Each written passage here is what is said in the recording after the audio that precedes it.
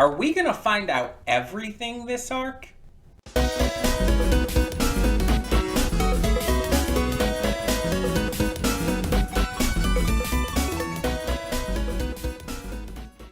Hey everyone, welcome to Prince of the Gay. I'm your host Connie, and today we are here with episode 2 of Link Click's Bridon arc. So, for those who didn't watch the first episode, go back and watch the first episode.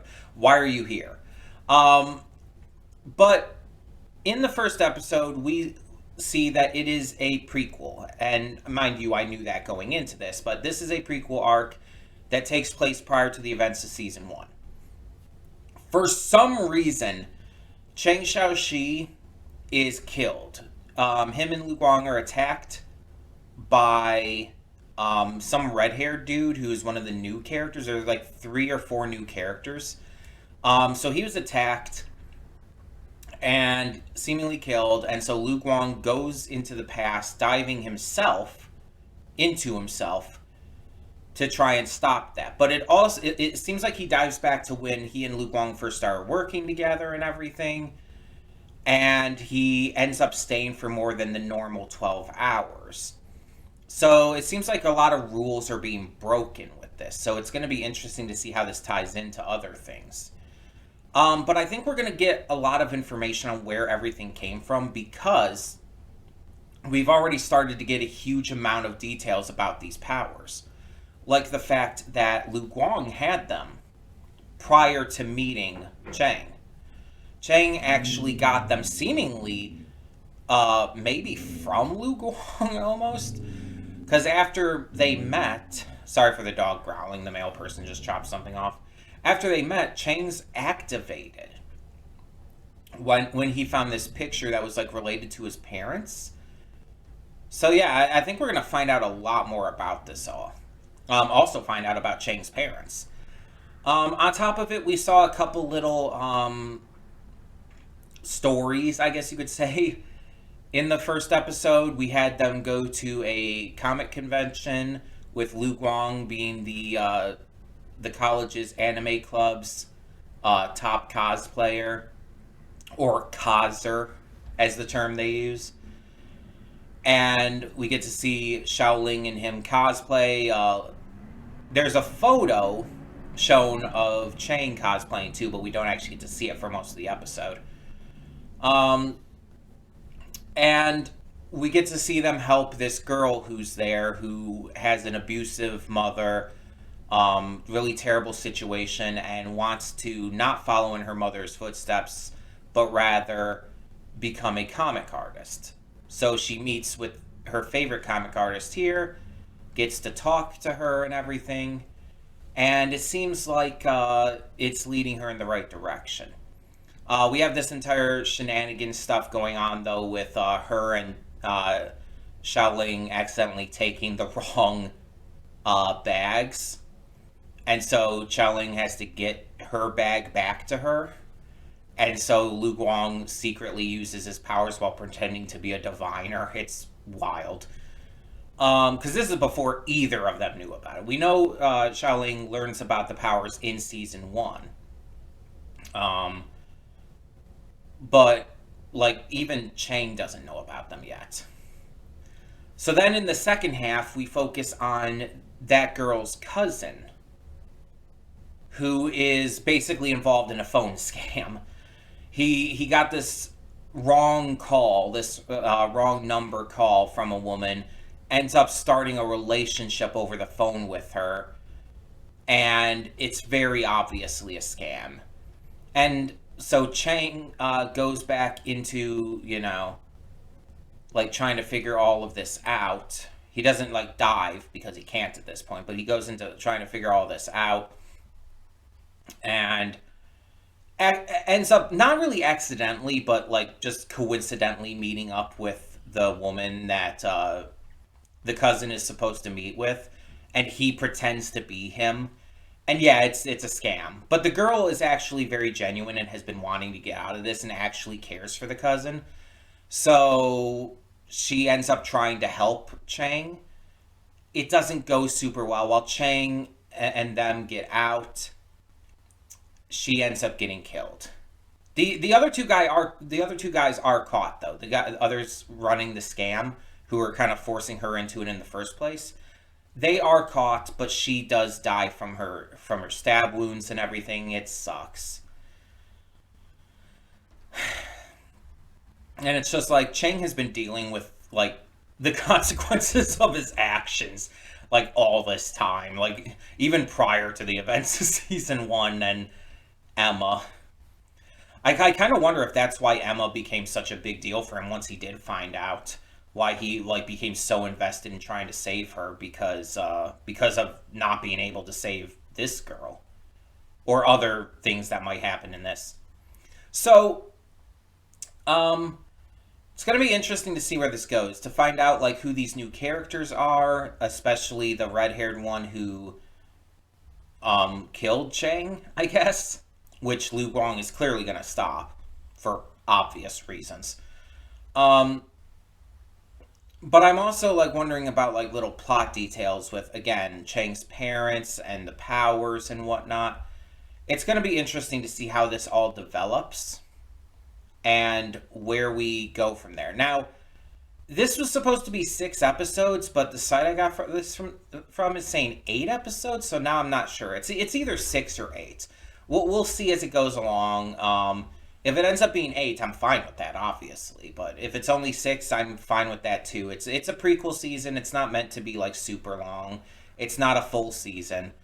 It's just a little special additional bit of content. But yeah, I'm loving this so far. Very excited to see what comes next. So, oh, and before we get into it, I also want to quickly mention, just as a reminder, like you are obviously seeing these the week after they came out just because of the upload schedule I got to with this. With the first episode, I couldn't wait, so I recorded it the week it came out, and I was on break during that time, so I had to put it up last week, which is actually the week I'm recording this right now. It's complicated. January 3rd. How about that? I put up episode 1 on January 3rd, the same day I'm recording this one, but this is going up a week later on the 10th. So you're watching this like on the 10th or after. So the episodes are going to always be 1 week behind.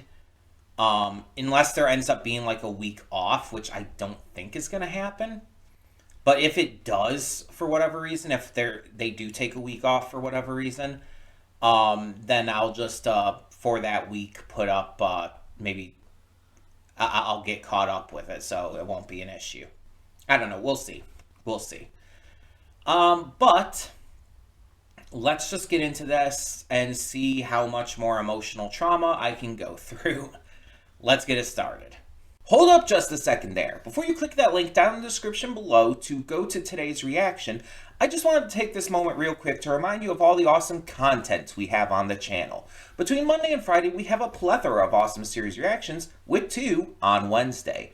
We also have movie reactions every Saturday and Sunday. I do pre-record them during the week, but upload them on the weekend. And don't forget about all the awesome gaming content over on the Princess of Gaming channel. Every single day of the week, we have some awesome Let's Plays for you. A bunch of different things to check out, and more coming in the future. And don't forget to click that subscribe button or like the video if you really enjoy the content I'm putting out. There will be more to come in the future. In the meantime, thank you so much for tuning in, and let's get this going. And we are back, and we'll begin with spoilers in 3, 2, 1, now. I fucking love this series, man. Like, oh my god, I went back and checked. I checked with Danny Mata's video because it just seemed like the easiest route to go. But I went back and checked. Episode 7 of Season 1 of Link Click. If you go to Episode 7 at the very beginning, when Chang is, you know, trying to watch Dodo to stop him from getting kidnapped, you see Dodo ends up like getting away from him because he takes his eyes off him for a second. So he's chasing through the streets to try and find him, and ends up coming upon Chao Ling and Shan Shan. And again, Chang shouldn't be here at that point because he went back through the CCT footage, which allowed him to go back in time in his body. So he should not have been there. He goes up to them. He's following and ends up coming across Xiaoling and Shanshan. And Shanshan, like, even says to him, it's like, you're supposed to be overseas. That's when he was in Bridon. Like, oh my fucking god. Like, you have no idea how I'm excited. I can't even speak.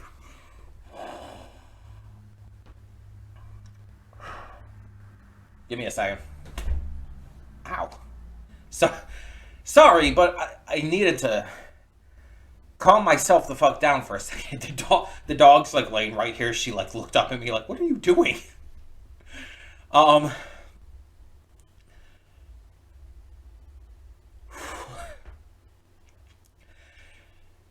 This is when they were in Bridon. It's literally connecting to that. Like, they went to Bridon, Lu Guang and Cheng Xiaoxi, and that's when Dodo was kidnapped, and when Xiaoling saw all of that without even realizing what was going on when she was walking with Shanshan. And it's just like, the fact that I caught that, the fact that I realized that, is so exciting to me. You have no idea. Like I said in the reaction, I don't always catch things. I'm not always the most observant, because when I'm reacting, I'm reacting. I have to commentate, I have to talk, I have to express my thoughts about what's going on and everything, because that's what a reaction is. It has to be transformative content. And so there's sometimes where I'll miss a line of dialogue, or I'll miss something visually happening on screen. And that's why I've actually begun pausing a lot more lately. But sometimes I'll just miss something. And sometimes I won't like notice if there's like some subtext given, or something that's like said that it's like, oh, I should be connecting it to this. I have a hard time with that sometimes, even when I am paying like very full attention. Because it's me, if I'm being honest. It's me, and I don't always get that kind of stuff. I don't always like notice or put together that kind of stuff. But it's like I recognize that, and it just popped into my head, and I had to stop to talk about it, because I was like so excited by the idea that I caught something, that I realized something, that I remembered something. And I think, admittedly, it's because I rewatched Danny's season 1 link click videos again recently. When I heard this season, this prequel was coming out, I wanted to watch at least this first season again, so I watched with Danny Mata's videos. And I think that's like what had it in my mind. Even though I wasn't thinking about it at all prior to that point in the episode, it's like it just clicked. It link clicked. Haha. Shut up. Let me have fun. It clicked into my mind. And it's just like instant clarity. To a point where it's like, it not only just, I felt like it had to be the case, it made so much sense to me that I couldn't imagine anything else being the case. And even though Bridon wasn't specifically said as where they were going in that episode, in episode 7 of season 1, it's still like pretty clear that that's when this would have happened, timeline wise, and in terms of like just logic. And so going back and like having my thoughts confirmed like that, it got me so fucking excited. It got me so fucking hyped. Like, and it makes me love this series that much more. The fact that I'm getting this into it, the fact that I'm like this fucking just jazzed about something like this. Like, I get excited about a lot of shows. Don't get me wrong. There's a lot of shows I really love and I get excited for, but not always to this degree. In fact, pretty rarely to this degree. But this is absolutely one of those that is just like, the instant I saw that, I freaked the fuck out. Like, you didn't get to see my freak out on camera because I was, of course, off camera when I was looking that up. But when I got that confirmed, like, I screamed. Like, and I don't scream that often. It takes a lot to make me scream. I almost wish I did have that on camera. But I like screamed really loud. I scared the dog. I think that's why she came over here to comfort me or something. I don't know. But, yeah, I screamed really fucking loud and got really excited. Like, I did full fist pumps. um, but let's talk about more of the episode, because there was more that happened. So there is this guy in Bridon who has a superpower. We're seeing more people with superpowers. He has the ability to, I guess, see the contents or something of whatever he's holding. I don't know. It never fully explained what his power exactly is. But we see, before we get that, he's playing cards. He's playing Texas Hold'em with some other people. And in the same bar, we see Liu Min's brother. If you don't remember, Liu Min was kind of one of the primary antagonists of season 1 of Link Click, although technically it wasn't him doing it. Complicated shit. But his brother was introduced. I think he was mentioned in season 1 and everything, but he came in at the very end of season 2. And it's like, okay, this guy's going to be very important. He's Liu Min's brother. He's going to be a big deal. And honestly, I forgot what he looked like. So when we're watching this episode and he's in there at first, I'm like, okay, I know this is one of the new characters because I've seen him in promo art. I don't know who he is. And then it says, like, he's Liu Min's brother. I'm like, doy! It absolutely fucking is. Oh my god, I'm getting so, like, emotive with this out of nowhere. But yeah, and he, we don't entirely see what's going on. We don't entirely hear what's going on at first, but he ends up playing cards with the guy and I guess loses his money initially. So they then go to a private location to do another gamble, and it's like, okay, this is turning into Squid Game or Kaiji Ultimate Survivor, which, you know, inspired Squid Game, something like that. And then the dude is like, let's play Russian roulette. And I'm like, it's fucking Squid Game. This is just fucking Squid Game. And without hesitation, the brother just like picks up the gun, pow. Nothing happens, of course. It's an empty slot, but still, it's just like no hesitation, no like waiting or anything. And it's like, oh, okay. And so they go a couple rounds and everything, and eventually the brother puts together that this guy could see which chamber of the gun had the bullet in it the entire time, so he knew he was safe. And he put this together by noticing that this guy didn't really seem worried. He didn't seem as concerned as he should be. This kind of felt out of place for someone like him. And like even with like taking out the licorice and everything, he was kind of just not really as concerned as he really should have been. And so the brother, I don't know his name, by the way. I don't remember if it said his name or not. I just know he's Liu Min's brother. So, but he reveals that his power is to be able to hear people's heartbeats, which allows him to be able to call people's bluffs in terms of like gambling, but also allowed him to know which chamber had the bullet in it. So when he pointed the gun at the dude, it's like the dude's heartbeat started racing because he knew that was the chamber with the bullet. And yeah, kind of a crazy situation. The dude freaks out, tries to fight him, gets his ass handed to him because Liu Min's brother is a badass. And yeah, it's just like that scene is so fascinating. I'm really interested to see more of what this guy can do. We didn't get any real information on the red-haired guy this episode, but we did see like a little like shot of him and everything through Lu Guang's nightmare briefly.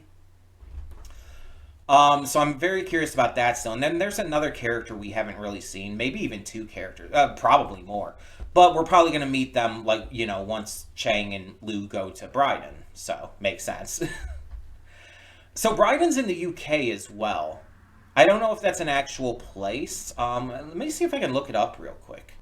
I mean, that might be an idea. I'll just look up Bridon. Bridon USA Company. Okay, I don't know what that is. Bridon Manufacturing Company in South Yorkshire that makes wire rope. I doubt that's it. Because the thing is, the Bridon arc is also like known as the Yingdu chapter. So I'm kind of curious here.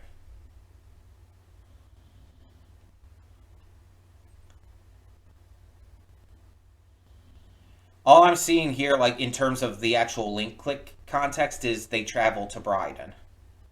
And I don't want to look up anything that might be spoilers. Like link, let me see, link click, where is Bridon? Let me see if that helps.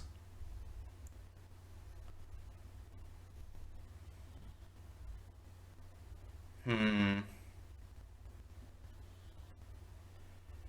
keep just seeing that wire company.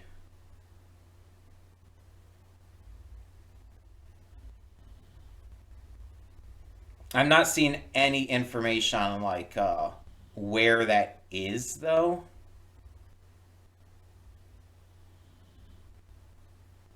So I'm not sure. It might be just like a fictional city in the UK though. That's very possible. There's a lot of shows and movies and games and stuff that have had like fictional like cities and locations within real world areas. So that might be the case.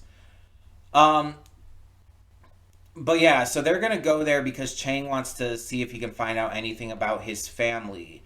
But apparently, according to Chao Ling, his mother didn't want him to ever go there. And I wonder if it has to do with all these superpowered people. I wonder if there's like a lot more info there, but also danger. Probably. um, the red haired guy is probably going to be directly tied to that, I would guess.